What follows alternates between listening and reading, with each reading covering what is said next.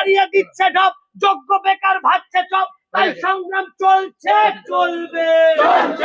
বিকাশ ভবনের চাকরিহারা শিক্ষকদের আন্দোলন চলছে ধারাবাহিকভাবে। তবে বিকাশ ভবন মাঝে মাঝে উত্তাল হয়ে উঠছে, কারণ তাদের চাকরি চুরি গিয়েছে, কবে তারা চাকরি ফিরে পাবে। অন্যদিকে যারা এখনো পর্যন্ত নিয়োগ প্রক্রিয়ায় অংশগ্রহণ করার সুযোগই পায়নি, তারা কবে সুযোগ পাবে সেই দাবিতেও কলকাতা হাইকোর্টের নির্দেশে ধারাবাহিকভাবে সেখানে আন্দোলন চলছে। যদিও এখনো পর্যন্ত তারা কোনো রকম সুরাহা পায়নি, আগামী দিনে কি হবে তা তারা জানে না। তবে তা নিয়ে প্রায় 3 দিন অতিক্রান্ত হতে চললো, এখনো পর্যন্ত তারা রাস্তায় বসে রয়েছে এবং তারা ধারাবাহিকভাবে আন্দোলন করছে এবং মুখ্যমন্ত্রী মমতা বন্দ্যোপাধ্যায়কে তাদের নিয়োগ প্রক্রিয়া হস্তক্ষেপ করার জন্য আবেদনও করছে।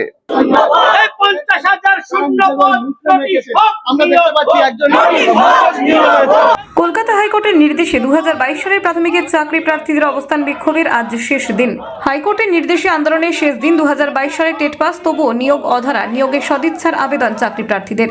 কলেজ স্কোয়ারে 2022 সালে টেট উত্তীর্ণ চাকরি প্রার্থীদের অবস্থান বিক্ষোভ কর্মসূচি কলকাতা হাইকোর্টের নির্দেশ অনুযায়ী আজ শেষ দিন। প্রাথমিক শিক্ষক নিয়োগের চাকরি প্রার্থীদের আজ শেষ দিনের আন্দোলন হলেও আজও তারা দাবি আদায়ে অনড়। যতদিন না পর্যন্ত তাদের প্রাথমিক স্কুলে নিয়োগের বিজ্ঞপ্তি প্রকাশ করা হচ্ছে, ততদিন এই তীব্র গরমের মধ্যেও তাদের এই কর্মসূচি ধারাবাহিকভাবে চলবে বলে তারা জানান।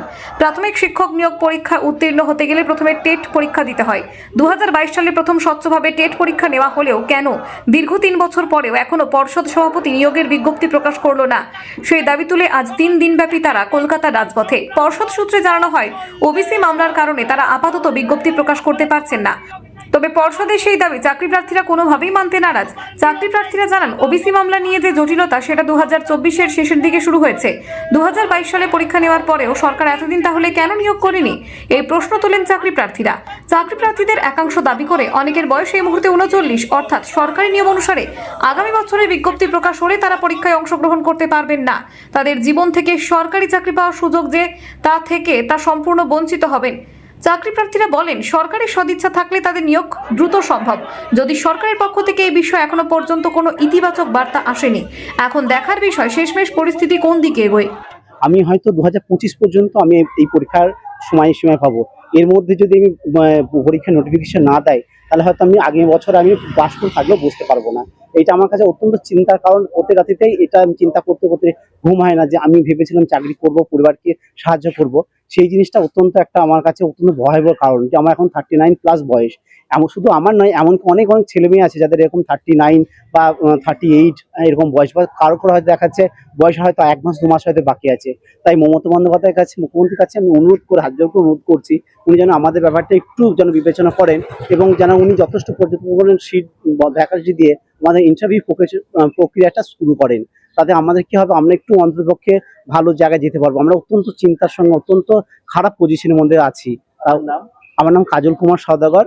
সভাপতি যে আমাদের প্রাথমিক শিক্ষা পর্ষদের রয়েছে মাননীয় গৌতম পাল মহাশয়, তার কথা অনুযায়ী, শুধুমাত্র আমাদের কথা নয়, তার কথা অনুযায়ীও 22 টেট হচ্ছে সবচেয়ে স্বচ্ছ টেট।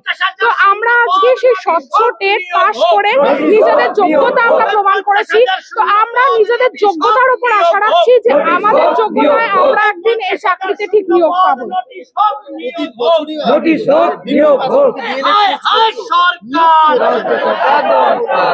কি আর বলবো, এইভাবে তো হয় না, এভাবে চলতে থাকে না। আর কতদিন এইভাবে চলবে বলুন? শুধুমাত্র ডিএলএড কোর্স করালে হবে না, সেখান থেকে নিয়োগ দিতে হবে। স্বচ্ছভাবে টেট হচ্ছে, সেই টেটের ইন্টারভিউ নিচ্ছে না আজ অব্দি। এভাবে তো চলতে থাকে না। এরকম চলতে থাকলে সব কলেজগুলো বন্ধ করে দেওয়া উচিত, এভাবে চলতে পারে না।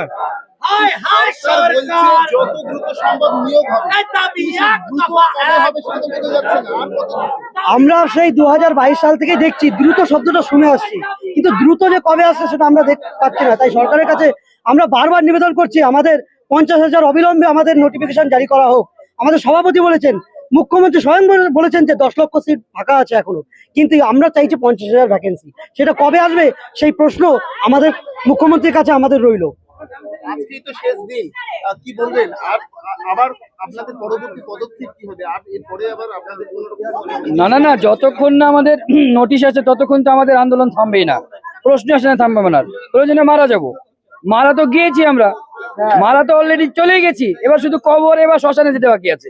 তো মাননীয় মুখ্যমন্ত্রী ওই কবর আর শ্মশানের ব্যবস্থা করছেন। আমরা মারাই গিয়েছি, আর একটু ভালো করে মারা যাবো। তো আমরা ওনার কাছে এসেছি, আমাদের আজকে লাস্ট শেষ দিন ধর্নার, কিন্তু আমাদের শেষ দিন না, এই আন্দোলন চলছে চলবে, এটা কোনো বিকল্প নাই। যতক্ষণ না আমাদের ইন্টারভিউ নোটিশ আসছে আমাদের আন্দোলন চলবে। আমার নাম আলতাফ কবির বিশ্বাস, মুর্শিদাবাদ। আপনাদের তো পরিবার আছে, পরিজন আছে, সেখান থেকে ডিগ্রি কোর্স পাস করার পর পরীক্ষাও দিয়েছেন, কিন্তু পরীক্ষায় এখনো চূড়ান্তভাবে যে ইন্টারভিউ প্রসেস সেটা অংশগ্রহণ করার কোনো সুযোগই হচ্ছে না। দেখুন, পরিবার আছে, শুধু শিক্ষক হওয়ার স্বপ্ন আমরা দেখি না, আমাদের বাবা মারাও দেখে যে আমাদের সন্তানরা স্কুলে যাবে, তাদের বাচ্চাদের মানুষ করবে। কিন্তু মমতা ব্যানার্জি, আমাদের মাননীয় মমতা ব্যানার্জি কেন যে বুঝতে পারছেন না, এটা বুঝতে পারছি না। আমরা তিনটে বছর বঞ্চনার শিকার হচ্ছি টেট পরীক্ষা দেওয়ার পর থেকে। কেন আমাদের নিয়োগ হচ্ছে না, কেন নিয়োগ হচ্ছে না, এর উত্তর আমাদের দিতে হবে। আমরা তো এইভাবে বসে থাকতে পারি না। বেকার মেলা কি এইভাবে তৈরি হতে পারে? তিনি বলছেন 10 লক্ষ শূন্যপদ আছে, আমরা 10 লক্ষ চাইছি না, আমাদের 50,000 শূন্যপদ দিয়ে দেখান। বিহার যদি দিতে পারে, উড়িষ্যা যদি দিতে পারে, উত্তরপ্রদেশ যদি দিতে পারে, তাহলে বাংলা কেন পারবে না? আমরা কি রাজুদার মতো পকেট পাউডার বিক্রি করবো নাকি? আমি কোনো পেশাকে ছোট করছি না, তাই বলে কি আমরা কি এই 3টে পরোটা আছে, একটা সেদ্ধ ডিম 30 টাকা, এইটা বলে কি আমরা বিক্রি করবো? নিশ্চয়ই এটা বলে বিক্রি করবো না। আমরা সহজ পাঠ পড়াবো, আমরা আমার বই পড়াবো। তাই মমতা ব্যানার্জিকে একটাই কথা বলবো, লাগো কাজে কোমর বেঁধে, খুলে দেখো জ্ঞানের চোখ, শিক্ষা হাতে লড়ছে যারা তারাই আসল ভদ্রলোক। একদম। আমার নাম রনিক তানভীর, আমি শরৎনগর থেকে। Bureau report, জজবাত 24 Bangla.